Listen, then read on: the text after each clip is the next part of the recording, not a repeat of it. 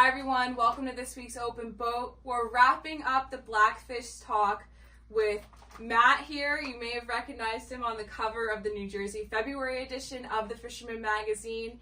How can you not want to talk about this fish on the cover? So today we're going to talk to Matt about that whole experience hooking this big fish and how it all went down. So he has his rod here and everything, so just what was that combo you were using basically here? So I have a OTI pitch black rod that I use. I have a 4,000 ballistic that has been tried and true. I really like Daiwa's product. I was a big Shimano person, but really like the product that Daiwa has had.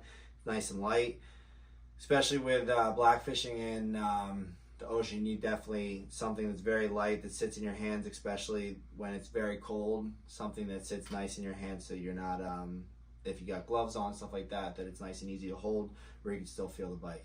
So reflecting back on that day, like, how was the bite overall? I mean, the bite, so we stopped at two spots prior to that.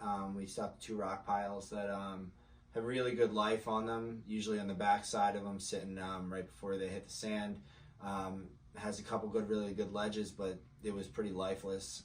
It's our normal trip that we do every year for our Christmas dinner, so that's what we make every year for Christmas. Everybody looks forward to it. But it was great. I had my buddy out for his really first time seeing what winter blackfishing's like. He's getting used to really he's really good photographer, and he's trying to learn all the different times and when to go, and luckily enough he was out on this trip with us and got to capture a really nice shot of that fish. And then my friend Sloan was out with us as well. Really driven fisherman. Fisherwoman. She loves to fish, and you can take her out in any condition. She loves it. The bite was tough when we got there. You just had to cast around. Right before I caught that fish, I broke one off. But just as blackfishing goes, you never really know how big that fish was, because you could break off a 14-inch fish and think that it was a world record.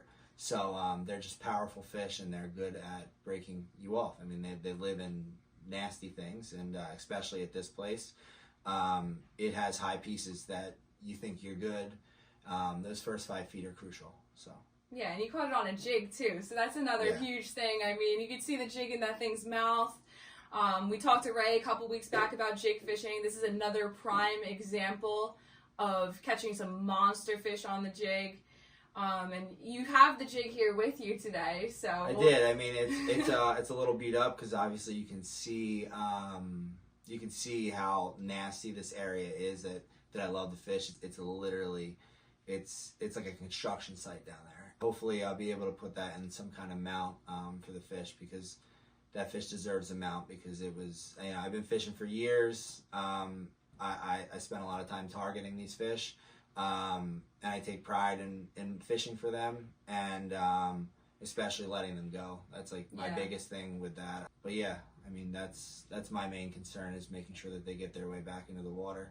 The fish from a keeper to about 18 inches are the perfect ones that I want to take home anyway, just because we got to protect the fishery, because we have a fishery here that's like no other, and we need to protect it. Yeah, I couldn't agree more. I mean, black fishermen out there, be more like Matt. Be considerate about the fish you're catching. A lot of these taxidermy guys, if you want to get that fish mounted, they literally just need the picture. So take a bunch of pictures, get your measurements, and release that fish as quickly as you can back into the water, because just like all other fish species, blackfish conservation is it matters too. Yeah, I think it might even matter more, because you have a fish that takes a very long time to mature and grow.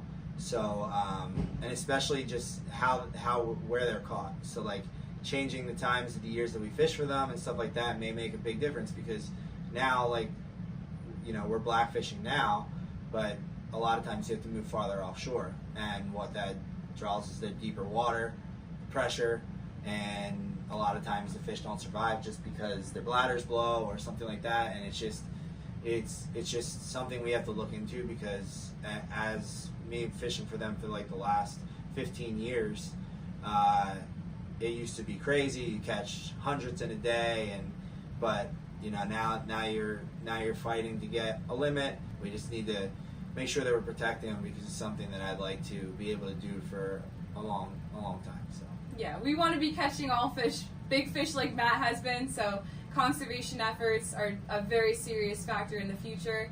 You may be seeing an article soon that I wrote about the concerns for blackfish, so stay tuned for that.